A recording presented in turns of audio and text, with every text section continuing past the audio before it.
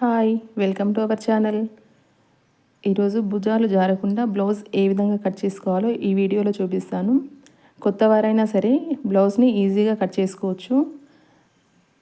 వీడియోని ఎక్కడ స్కిప్ చేయకుండా చూడండి, అలా అయితే మీకు ఈజీగా అర్థమవుతుంది. ఇప్పుడు నేను లైనింగ్ ఫ్యాబ్రిక్ని కట్ చేసుకుంటున్నాను. కింద మనకు ఎడ్జెస్ క్రాస్ లేకుండా చూసుకొని స్ట్రైట్గా కట్ చేసుకోవాలి. తర్వాత ఇప్పుడు బ్లౌజ్ మార్కింగ్ చేసుకుందాం. సైజ్ బ్లౌజ్ ఎంత ఉందో మనకి లెంత్, ఆ లెంత్ బ్లౌజ్ లెంత్ తీసుకోవాలి. బ్లౌజ్ లెంత్ తీసుకొని మార్కింగ్ చేసుకోవాలి. అలాగే బ్లౌజ్ లూజ్ కూడా ఎంతైతే ఉంటుందో మనకి అంత మార్కింగ్ చేసుకున్నాక లెంత్ కూడా మార్కింగ్ చేసుకోవాలి. ఇలా అక్కడక్కడ మార్కింగ్ చేసుకొని మనం స్ట్రెయిట్ లైన్ డ్రా చేసుకోవాలి. అలా అయితే మనకు ఎక్కడ కూడా ఎక్కువ తక్కువ లేకుండా కటింగ్ అనేది నీట్గా వస్తుంది. బ్లౌజ్ లూజ్ కూడా అలాగే మార్కింగ్ చేసుకోవాలి. ఇలా మార్కింగ్ చేసుకున్నాక ఇప్పుడు నెక్ అండ్ షోల్డర్ మార్కింగ్ చేసుకుందాం మనం. ఇక్కడ నెక్ కోసం ఏమో ఒక 2 ఇంచెస్ మార్కింగ్ చేసుకుంటున్నా. తర్వాత షోల్డర్ కోసం 3 ఇంచెస్, మొత్తం 5 ఇంచెస్ మార్కింగ్ చేసుకున్నాం కదా. అలాగే ఆర్మ్ హోల్ దగ్గర కూడా 6 ఇంచెస్ దగ్గర మార్క్ చేసుకోవాలి.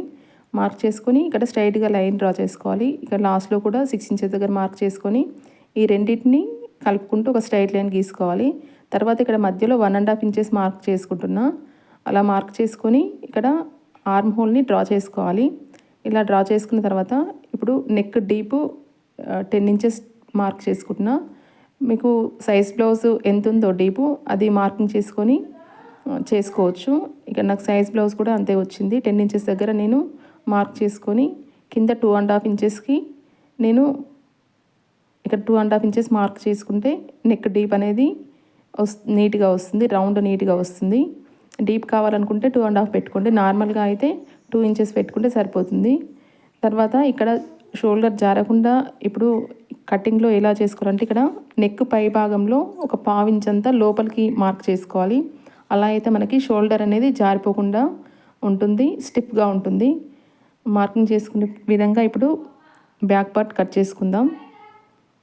ఇప్పుడు నెక్ పార్ట్ నుండి కటింగ్ స్టార్ట్ చేసుకోవాలి. మనం మార్కింగ్ చేసుకున్న విధంగా కటింగ్ చేసుకోవాలి నీట్గా. ఇప్పుడు బ్యాక్ పార్ట్ కటింగ్ కంప్లీట్ అయిపోయింది కదా. నెక్స్ట్ మనం హ్యాండ్స్ కట్ చేసుకుందాం. హ్యాండ్స్ కటింగ్ కోసం లైనింగ్ ఫ్యాబ్రిక్ ఇంకో సైడ్ ఉంటుంది కదా, అది 4 ఫోల్డ్స్ చేసుకొని 4 ఫోల్డ్లు చేసుకొని ఇలా హ్యాండ్ కటింగ్ అనేది చేసుకోవాలి. ఫోల్డింగ్ మన వైపు ఉండేటట్టు చూసుకొని హ్యాండ్ లెంత్ ఎంత ఉందో అంత ఇప్పుడు మార్కింగ్ చేసుకోవాలి.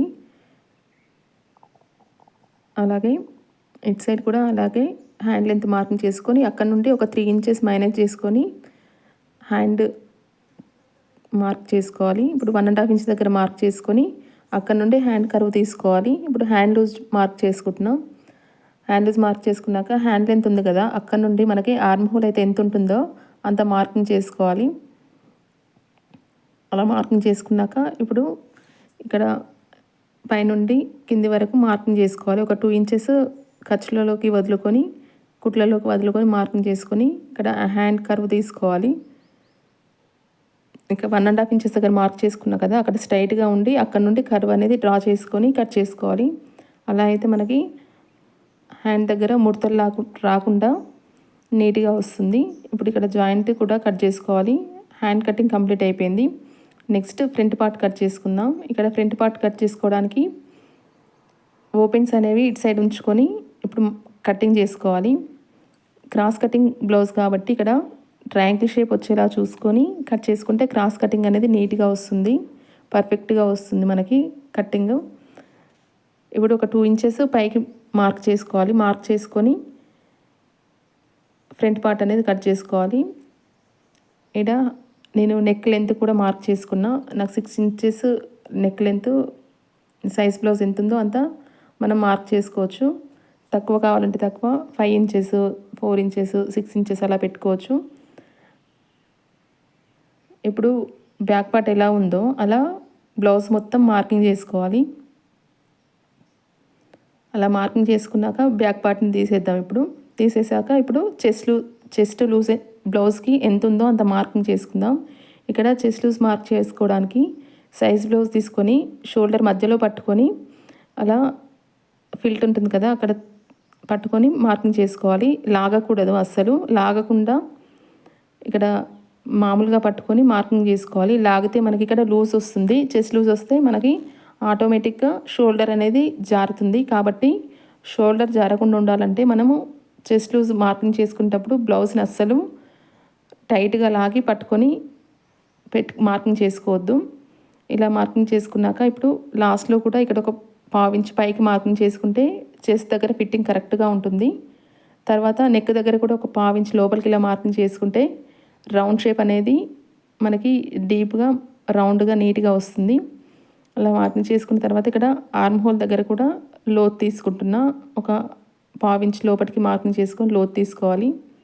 ఇప్పుడు మనం మార్కింగ్ చేసుకున్న విధంగా కటింగ్ చేసుకోవాలి. ఫ్రంట్ పార్ట్ కటింగ్ చేసుకోవాలి.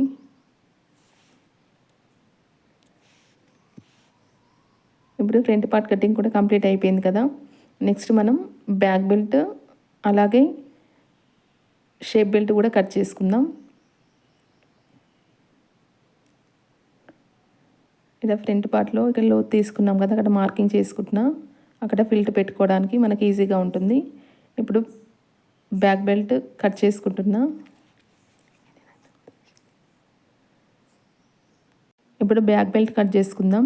బ్యాక్ బెల్ట్ కోసం లైనింగ్ ఫ్యాబ్రిక్లోనే క్లాత్ కట్ చేసుకోవాలి. తర్వాత షేప్ బెల్ట్ని కూడా కట్ చేసుకుందాం. బ్లౌజ్ లూజ్ ఎంత ఉందో అంత షేప్ బెల్ట్ తీసుకోవాలి.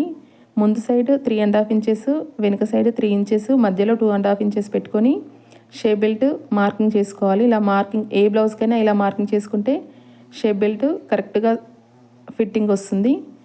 ఇప్పుడు మార్కింగ్ చేసుకున్న విధంగా షేప్ బెల్ట్ని ఇక్కడ 2 పీసెస్ కట్ చేసుకుంటున్నాను నేను.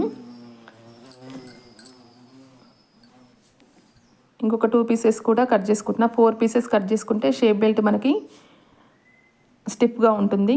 కాబట్టి ఇక్కడ 4 పీసెస్ కట్ చేసుకున్నా. లైనింగ్ కటింగ్ కంప్లీట్ అయిపోయింది కదా. ఇప్పుడు మెయిన్ ఫ్యాబ్రిక్ కట్ చేసుకుందాం. హ్యాండ్ దగ్గర ఇక్కడ లేస్ వచ్చింది నాకు. ఆ లేస్ తీసేసుకొని హ్యాండ్ కటింగ్ అనేది చేసుకోవాలి.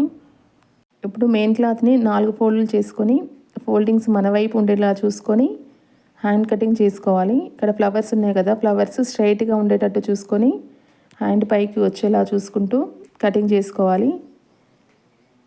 ఇప్పుడు లైనింగ్ ఫ్యాబ్రిక్ని పెట్టుకొని మెయిన్ క్లాత్ని కూడా కట్ చేసుకుంటున్నాం. ఇక్కడ జాయింట్ కూడా కటింగ్ చేసుకోవాలి. హ్యాండ్ కటింగ్ కంప్లీట్ అయిపోయింది. ఈ లేస్ ఉంది కదా, లేస్ కూడా పెట్టేసుకొని పక్కకు పెట్టేసుకుందాం. ఇప్పుడు బ్యాక్ పార్ట్ కటింగ్ చేసుకుందాం. ఈ ఫ్లవర్స్ అనేవి కరెక్ట్గా మనకి బ్లౌజ్కి పైకి వచ్చేలా చూసుకొని కట్ చేసుకోండి. ఇక్కడ ఫ్లవర్స్ మిడిల్లోకి రావాలని చూసుకొని నేను బ్లౌజ్ అడ్జస్ట్ చేసుకుంటూ కట్ చేసుకుంటున్నా. ఇలా మెయిన్ ఫ్యాబ్రిక్ కట్ చేసుకునేటప్పుడు లైనింగ్ ఫ్యాబ్రిక్ ఎలా ఉందో అలా కట్ చేసుకోండి. ఇక్కడ నెక్ దగ్గర మాత్రం మెయిన్ ఫ్యాబ్రిక్ని కట్ చేసుకోవద్దు.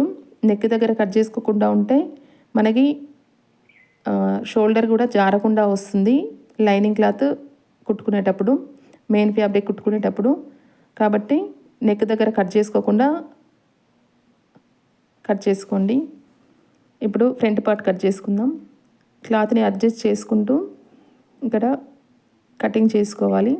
ఇప్పుడు కటింగ్ చేసుకునేటప్పుడు ఎక్స్ట్రా కొంచెం ఒక 1/2 ఇంచ్ క్లాత్ అనేది మెయిన్ ఫ్యాబ్రిక్ ఎక్కువగా ఉంటే కట్ చేసుకోండి. ఏం కాదు, మనం కుట్టుకున్నాక అది కట్ చేసుకోవచ్చు. ఇప్పుడు ఫ్రంట్ పార్ట్ కూడా కటింగ్ కంప్లీట్ అయిపోయింది కదా. షేప్ బెల్ట్ కూడా కట్ చేసుకుందాం. షేప్ బెల్ట్ కోసం కూడా క్లాత్ మిగిలిన క్లాత్ తీసుకొని ఎక్కడ కరెక్ట్గా ఉంటుందో అక్కడ మనం అడ్జస్ట్ చేసుకుంటూ ఇక్కడ క్లాత్ని కట్ చేసుకోవాలి. ఇప్పుడు బ్లౌజ్ కటింగ్ అనేది కంప్లీట్ అయిపోయింది.